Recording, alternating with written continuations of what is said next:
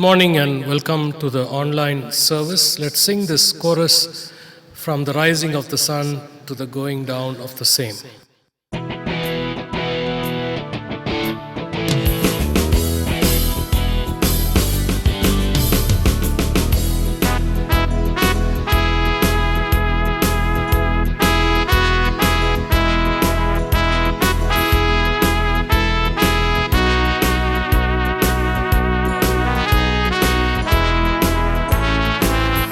From the rising of the sun to the going down of the same, the Lord's name is to be praised. From the rising of the sun to the going down of the same, the Lord's name is to be praised. Praise the Lord, praise Him, all His servants of the Lord. Praise the name of the Lord. Blessed be the name of the Lord from this time forth and forevermore. From the rising of the sun to the going down of the same, the Lord's name is to be praised. Almighty God, our Heavenly Father, we thank you for this new day and this blessed privilege that is ours to be in your presence as God's people. We thank you, Lord, even though we are separated by distance, we worship from our respective homes, yet we look up to you, the one and true God, and we unite our hearts together and worship you this morning. Lord, make this time a blessing as we wait in your presence. May God the Spirit so help and enable us to be sensitive to your presence and to be sensitive to the ministry of your Spirit. So bless us, Lord, for we ask this prayer with thanksgiving in Jesus' name. Amen. As we begin this service, let's sing this hymn, All Hail the Power of Jesus' Name, Let Angels Prostrate Fall. It's hymn number 72 in our hymnal.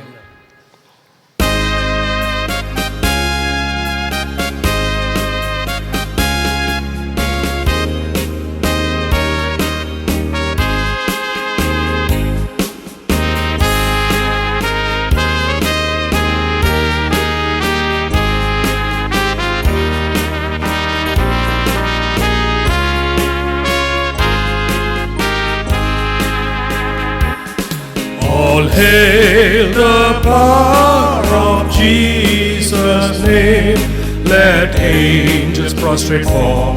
Let angels prostrate fall. Bring forth the royal diadem and crown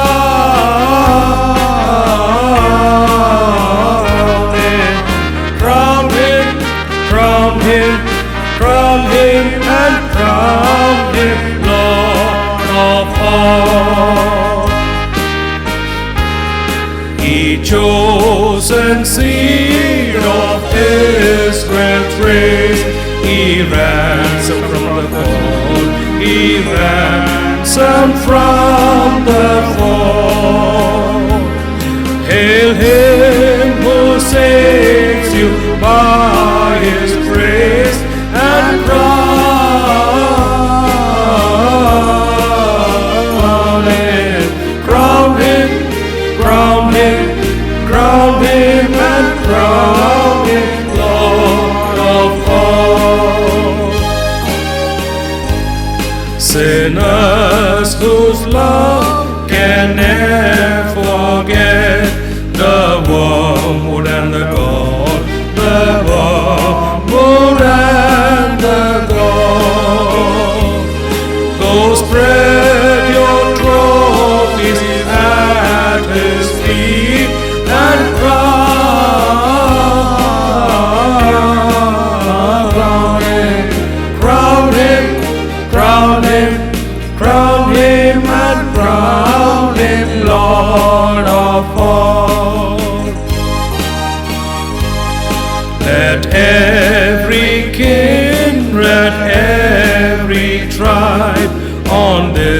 terrestrial ball, on this terrestrial ball. To him all majesty ascribe and crown him, crown him, crown him, crown him and crown him Lord of all. Oh, that with yonder sacred throne we at his feet may fall, we at his feet may fall. We'll join the everlasting song and crown him, crown him, crown him, crown him and crown him Lord of all.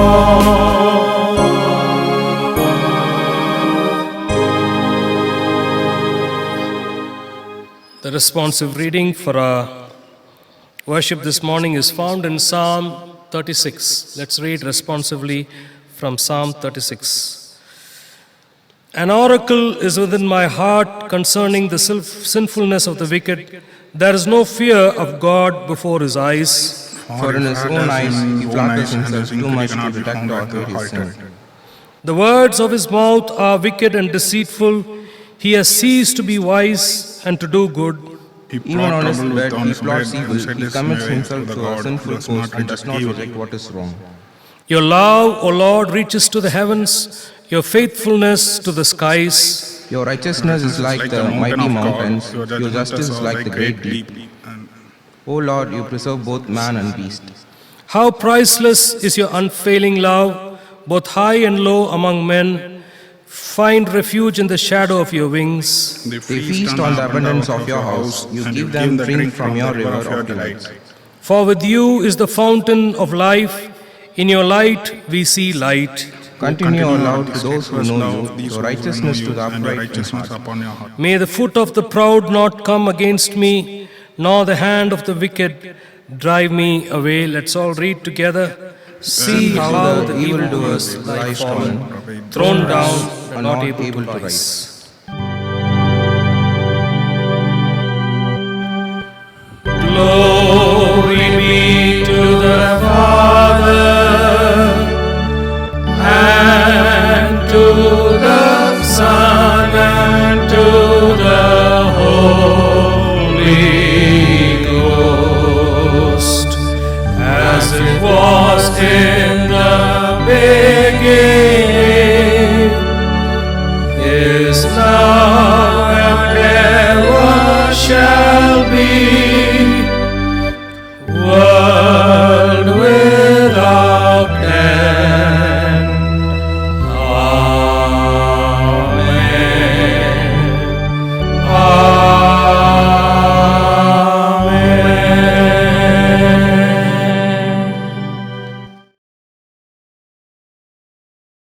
The psalmist David says in verse 7, how priceless is your unfailing love. Both high and low among men find refuge in the shadow of your wings. Continue your love to those who know you, your righteousness to the upright in heart. With that assurance that God loves us so much, let's go into this time of prayer.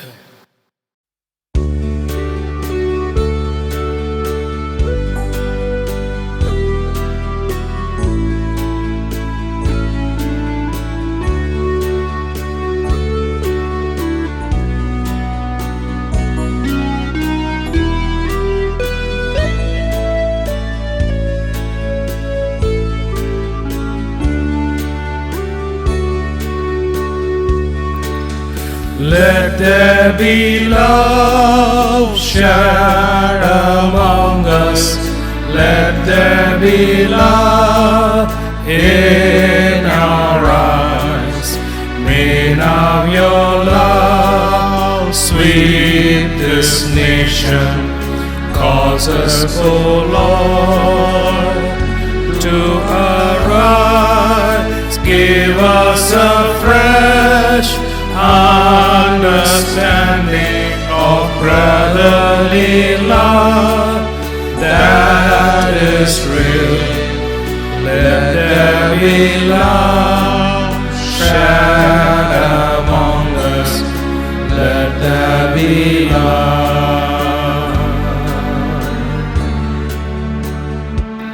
Almighty God, our Heavenly Father, we thank and praise you for this time of worship.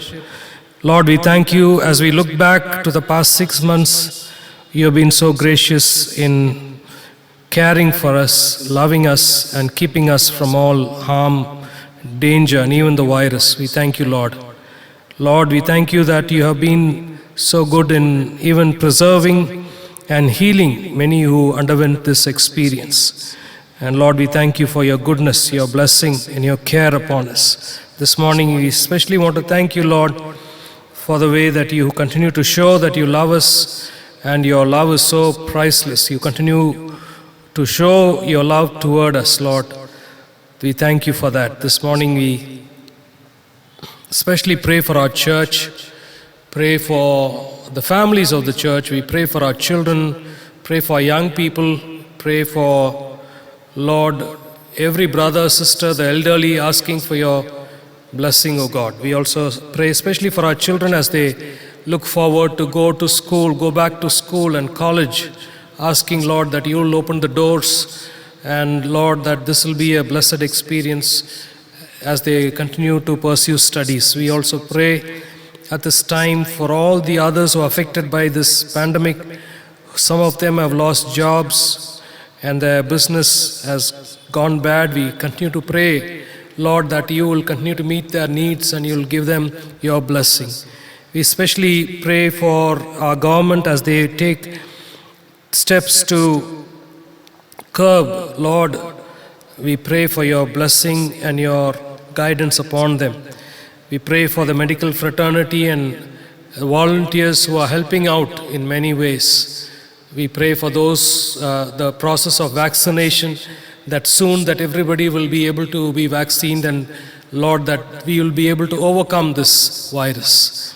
We also pray, O God, for the Methodist Church in India. We pray for our Episcopal leaders, district superintendents, pastors, evangelists, deaconesses, and heads of institution. We ask for your continued blessing and protection upon them. We pray also at this time for our outreach pastors, congregations, asking, Lord, for your care upon them.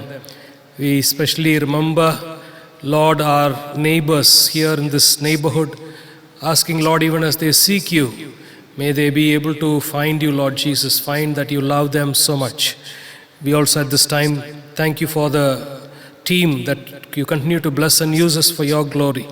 Lord, even as we await the blessing of your word, may God the Spirit continue to inspire us and bless our hearts. We thank you, Lord. We praise you. We give you all the glory. We ask this prayer with thanksgiving and praise in the blessed name of our Lord and Savior, Jesus Christ, who taught us to pray when we pray, saying, Our Father, who art in heaven, hallowed be thy name. Thy kingdom come, thy will be done on earth as it is in heaven. Give us this day our daily bread, and forgive us our trespasses, as we forgive those who trespass against us. Lead us not into temptation, but deliver us from evil. For thine is the kingdom, the power, and the glory, forever and ever. Amen.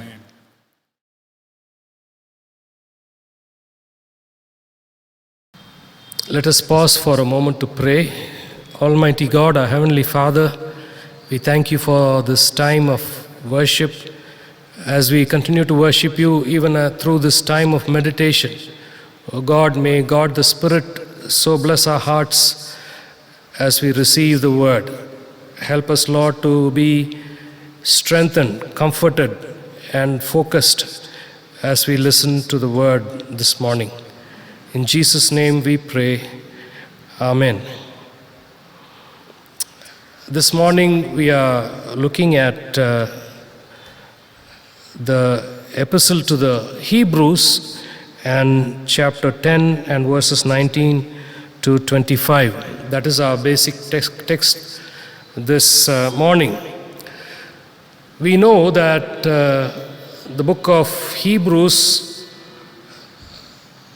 addresses a group of Christians, mostly Hebrew Christians, Jewish Christians, and maybe other non-Jewish Christians as well.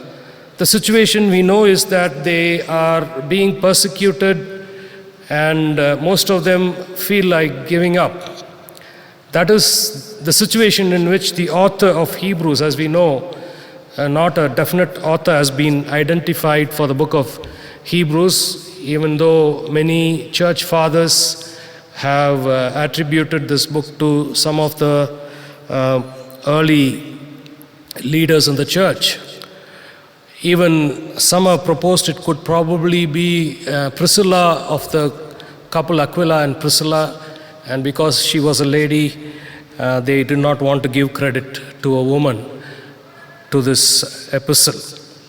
That apart, we are looking at this epistle, this letter to the Hebrews, and we see that the author is trying to encourage the believers to go on with their life. And this morning we call our study as the call to perseverance and endurance. How do you persevere and endure? When you talk about this word perseverance and endurance, I always remember the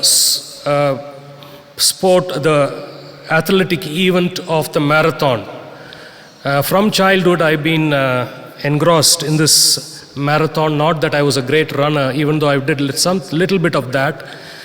But this was a big, huge event in the Olympic Games. This month, we are going to have the Olympic Games soon again in Tokyo.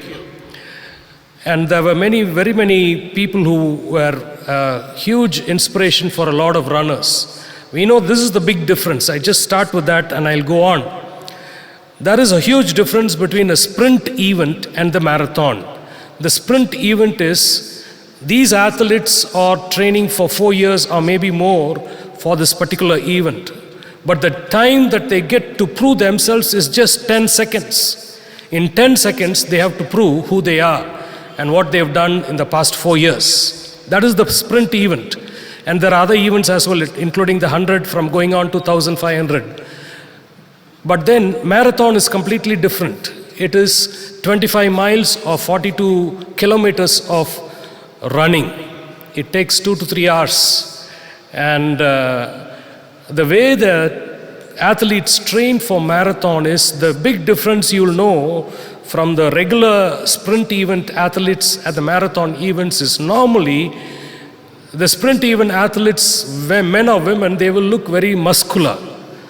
They'll have all the strength because they just run for 10 seconds they are fast runners.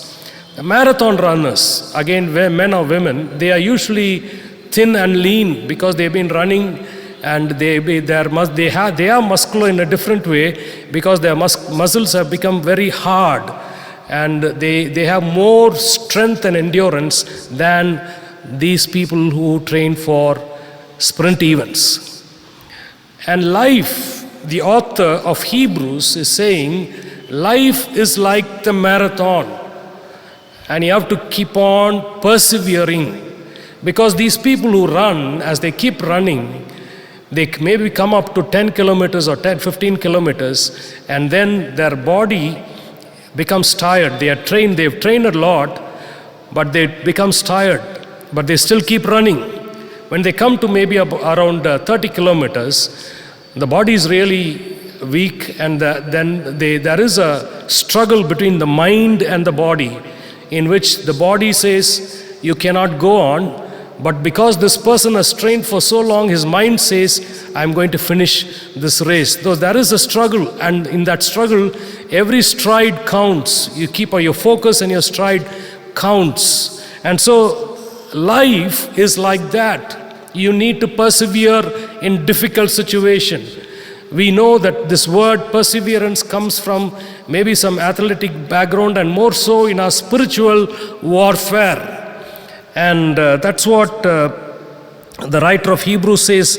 He says in chapter 10 and verse 19. Therefore, brothers, since we have confidence to enter the most holy place by the blood of Jesus, by a new and living way opened for us through the curtain, that is his body, and since we have a great priest over the house of God, let us do something about it. What is that is right before us? Just in the 9th chapter, the writer of the Hebrews says the uniqueness of the blood of Jesus Christ and the uniqueness of the sacrifice of Jesus Christ, how it was different from the Old Testament at times, and how in the New Testament the unique sacrifice of Jesus on the cross of Calvary becomes a way to opening up to the holy place, going into the future. And so also what is that is before us, the calling that comes to us is that right ahead, much ahead of us, there is a goal. And God is calling us unto himself. And he's saying, God is preparing us down on this earth as we run this race towards eternity. And so he says, let us go forward in our lives. So the first way in which the writer of the Hebrews is encouraging these disheartened Christians, and they feel like giving up, the first thing he does is that he shows who Christ is. Look how much Jesus Christ has done for you and the church. And because he's done so much, there's so much of the investment doesn't have any measure, because he gave his own life and shed his blood. He has given everything for you. What will you give back to you?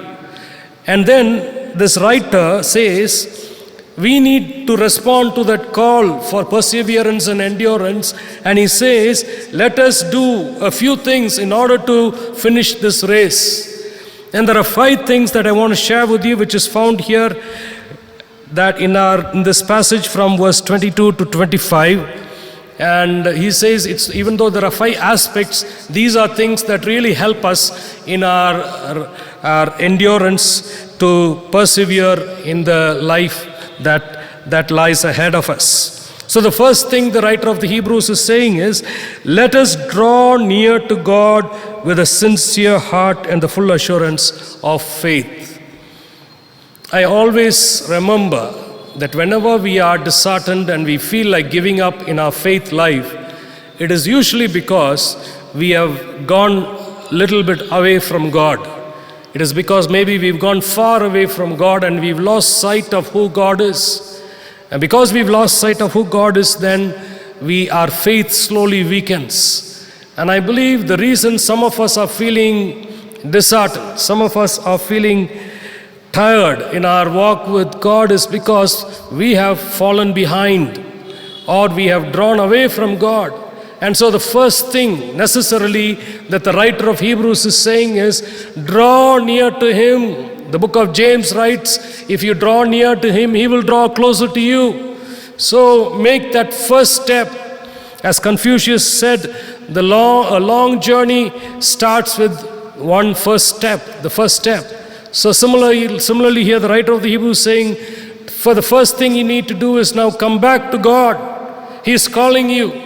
Come near to him, and then you'll understand everything, the issues involved in life and eternity. The reason why we lose focus about eternity is because sometimes we get too enamored by the life down on this earth, and we sort of cling to the things of this earth, and God has to wean us out of that. And so necessarily the first calling that we have, as the author says, let us. Somehow in our spiritual struggle, even though we struggle alone, it may be a lonely experience. But as you make necessary steps, it says, as God's people, later on we know in the 12th chapter, the writer of the Hebrews says there's a huge cloud of witnesses watching you. Just like people watch in the Olympic Games, the huge gathering, just like that, all those saints who've gone before us, they are watching how the history continues on down on this earth. There's a huge cloud of witnesses watching what is happening down on this earth, because they've gone on ahead and they want to see how God is going to end history. And they especially want to see how the church is growing, how the church is happening down on this earth. And necessarily he says, what must each individual do? We need each other's help, and what should the first thing we need? We need to draw closer to God. That is the main thing. I believe the one secret of all is that you and I must draw closer to God. We must come closer to God. Only when we come closer to God, we will lose sight of the things that try to pull us away from God. And sometimes we stand at the periphery and we think I need to have both. I need God and this world, and that's where the struggle begins. When we don't take a very definite step, then there are struggles for us. But when we are focused and we take that first step and we say, Lord, I want to draw closer to you, then our focus becomes clearer and our perspective is much, much clearer than before. As we look at this word of the writer to the Hebrews, says, let us do it, let us do it. 5 times he says that, and that means he's talking about the church, you and me. We have to do this together, drawing closer to God. Then he goes on to say, let us hold unswervingly to the hope we have and profess. The second thing that we as a church have to hold on to is that he says, hold on to the hope that you have. Life without hope is truly hopeless. But even though we have struggles down on this earth, we have the hope that at the end of it all, Jesus Christ, the Lord, will be victor, and we will be on the side of the victor. And so that is the hope that we have, and that God has prepared a place for all His saints, and there's eternal rejoicing and celebration in God's presence. Of course, with our finite understanding, we do not understand eternal things, but God gives us the glimpse of what heaven will be. And so the hope that we have is that someday that God will, for He who promised is faithful. Those who are faithful to God, God gives that promise that I go and prepare a place for you, and I come back and take you to be with me. So that is the hope that we have, that all this will be over. Injustice, sin, evil, every kind of abuse that we see day to day in our lives, all this will be over. The reign of evil and terror will be over, and God will reign as the Lord of Lords and the King of Kings. And that is the hope, that glorious, glorious hope we have as God's people. And so the writer of the Hebrews says, hold on to that, don't give up. Hold on to that hope that you have. Don't lose sight of that hope that He has promised to the faithful in Jesus Christ. Thirdly, he also says, as I said this word, it's a corporate effort together as God's people. Together we do many things, and especially this. Look at what he is saying in verse 24. He says, and let us consider how we may spur one another on toward love and good deeds.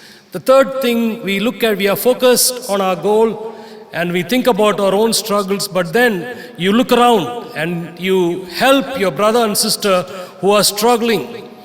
We know as we gone through life, whenever we felt weak, it is always some brother or sister who came along. God sent that angel to help us in our walk with Him. Her or his testimony, words of encouragement, something that helped us along. And so the writer of the Hebrews is saying, now let us spur one another.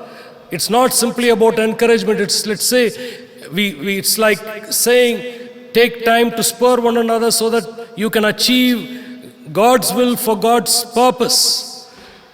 And spurring is that kind of an effort where you say you not only encourage a person, but you motivate. I believe the word could possibly be motivation. Motivate your brothers and sisters to help them go on, especially towards love and good deed. So this kind of motivation God gives, but then we have a responsibility to help our friends as well. That is the third thing that the writer of the Hebrews says. And then another important thing that he says in verse 25, let us not give up meeting together as some are in the habit of doing. This is a problem that we face even today. You know, sometimes people will say, I don't need the church. That is, church is a group of hypocrites, and I don't want to go into the fellowship of those hypocrites. And of course, in a church, there are all kinds of people, and God accepts everybody just as we are. Not everybody is perfect. All of us have our limitations, our weaknesses. And then God accepts us, and somehow, just like the way Jesus collected his disciples up and made them apostles, even though they had their own weaknesses in different ways, He continues to call people into the church with different kinds of limitations and weaknesses. But of course, as you come into the fellowship, you are being molded, and those rough edges are gone slowly. That is the purpose of church fellowship. And then here it says, that's why you need church fellowship. It's not as if there is a group of perfect people coming together to worship the Lord. All of us have, if we have become perfect, we would not be living down on this earth, we would be living in heaven. But down on this earth, you and I, we still are imperfect. And so you need church fellowship in order to be perfected. We cannot run this race all by ourselves. Sometimes it's a lonely experience. But many a time God allows us gives us fellowship with people so that we can learn together, we can motivate one another, and we can go on together knowing that if there's any struggle, I can always seek the help of my brother or sister who will help me go on. The ideal church, that's how it should be. It shouldn't be as if some brother comes and shares a problem, it becomes a prayer point and then spreads through the church, and everybody gives a strange look to that brother or sister. That's not true fellowship. True fellowship is somebody comes with a problem, it can become a prayer point, but not beyond a certain group. But as we look up to God in prayer, I'm sure God will reach out to that person to help that person in that problem, in that issue. It could be a family issue, it could be a personal issue, it could be some issue in the workplace, whatever it is. The church is there to help us to grow together. Finally, it's a similar word, but the writer of the Better, let us encourage one another, and all the more as you see the day approaching. Let us encourage one another. You ask people in our own church and other churches, many have said, one little word, one little smile, one little word of encouragement, one commendation or congratulation has helped people go on with their life. It makes a huge difference when you encourage people. There is power in encouragement, because when you tell a brother or a sister, well done, that really helps. And as we take time to do that, people are motivated to go on to fulfill the word of God. And this encouragement, all of us need encouragement. And as we encourage one another, the writer of the Hebrews is saying, do that more so because the day is approaching, the day is coming soon. So be very, very careful that you always encourage one another. I'm going a little beyond where in verse 35, he also says, so do not throw away your confidence. It will be richly rewarded. You need to persevere so that when you have done the will of God, you will receive what He has promised. Why do we need perseverance and endurance? We need to persevere and endure because God depends on us, the church, to fulfill His will. To fulfill His will. We do our part. God is managing the whole wide world, but there is a part that He gives. There's a particular role that He gives to us. And even this reaching out to Thamarapadi and buying a place, all that is part of the church history. We do our part and we go on so that we can fulfill the will of God and receive the reward that He has promised for us. This morning, maybe we feel we are persecuted. Maybe we feel like giving up. You don't have the motivation to go on. But to such people, the writer of the Hebrews says, let us draw near to God. Let us hold on to the hope that we have. Let us spur one another. Let us not give up meeting together, and let us encourage one another. It's all about church language. The church becomes real when all this is found in the church family and the fellowship. This morning, my dear brothers and sisters, may we be such people who will spur and motivate and encourage others so that many will be strengthened in the Lord, so that finally, ultimately, we fulfill the word of God, the will of God. Ultimately, we fulfill the will of God down on this earth. Let us pray. Father, we thank you for the church that struggled in the first century. And we thank you, even though we live in the 21st century, we too struggle because of the pandemic and other issues. And so, Lord, give us your wisdom. Give us love that we too will be concerned about the struggles of our fellow brethren, so that, Lord, we would be sources of motivation, encouragement in the lives of many. Bless our church. Bless the life and the fellowship of our church. In Jesus' name we pray. Amen. Dear friends, we want to thank God that God has been so good to us. Last month, on Tuesday, the 29th of June, we were able to register a land measuring 6 cents for the church building at Thamarapadi. We praise the Lord. We thank you all for your prayers and for your giving. Especially want to thank God for the involvement and the tireless efforts of the mission committee and the property committee. We want to thank them very specially. All glory be to God. We also want to extend announcement about the need to meet the needs of 21 families in our church fellowship. We've identified 21 families who have been much affected during this pandemic, and we still need some more help.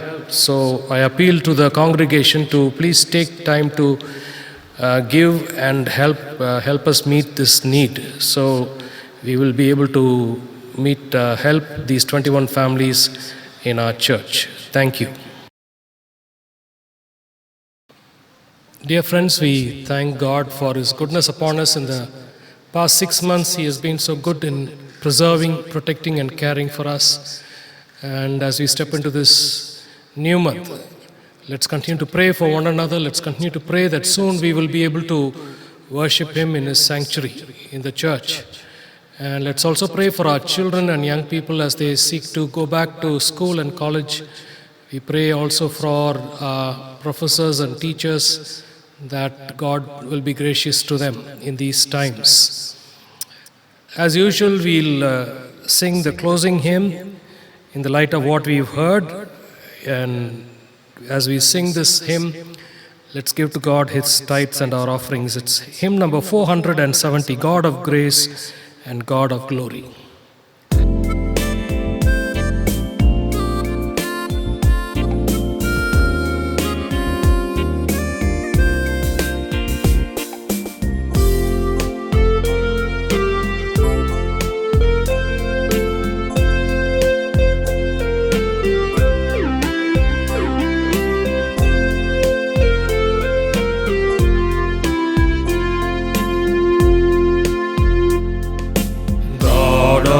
Grace and God of glory, on thy people pour thy power. Crown thine ancient church's story, bring her bud to glorious flower. us wisdom, grant us courage for the facing of this hour, for the facing of this hour.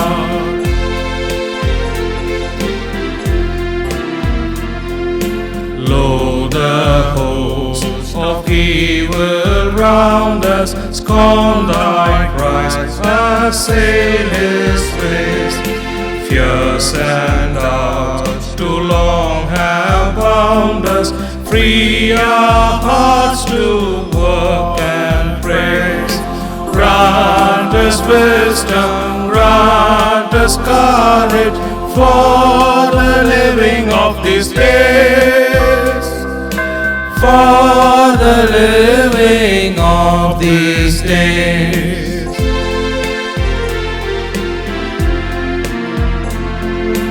Cure thy children's warring madness, bend our pride to thy control.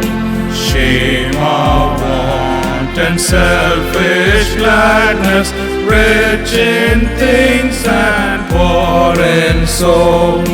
Grant us wisdom, grant us courage, lest we miss thy kingdom's goal, lest we miss thy kingdom's goal.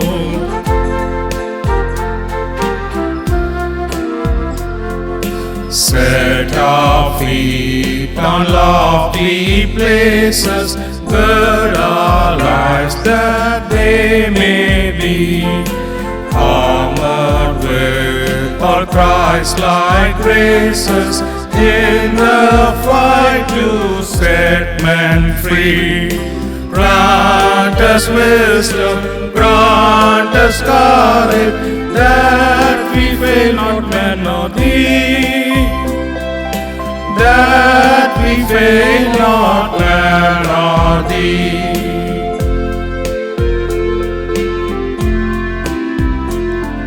Save us from weak resignation to the evils we deplore. Let the search for thy salvation be our glory evermore. Grant us wisdom, grant us courage, serving thee whom we adore, serving thee whom we adore.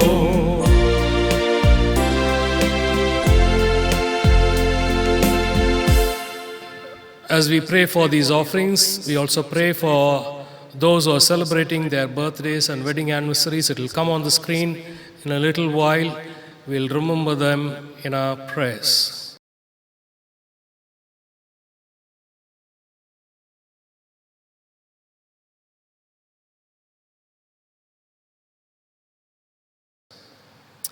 Let us pray. Father, we thank you for this time of worship. Thank you for the word. Thank you for you're a God who gives us wisdom and grace to be able to go forth into this world. We need grace, we need wisdom to live in these days and these times. And so give us your blessing, Lord. Especially pray for these who are celebrating their birthdays and anniversaries. Lord, as they step into the new year, may it be filled with your goodness, your blessings, and all your promises. We also offer these, our offerings and ourselves. Lord, bless those who have given and the ministry of our church. We thank you, we praise you, we give you all the glory. We ask this prayer with thanksgiving in Jesus' precious name. Amen. The grace of our Lord Jesus Christ, the love of God the Father, and the sweet communion of the Holy Spirit rest and abide with us all both now and forevermore.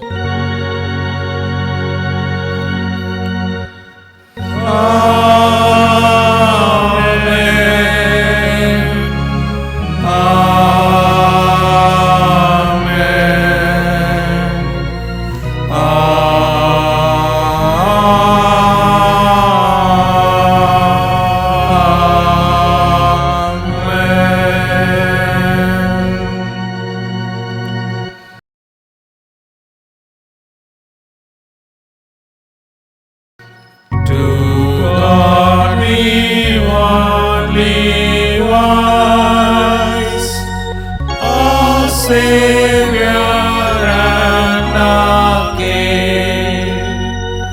Let all the saints below the skies their humble praises bring to our Redeemer God. Wisdom and power belong. Immortal crowns of majesty and everlasting song.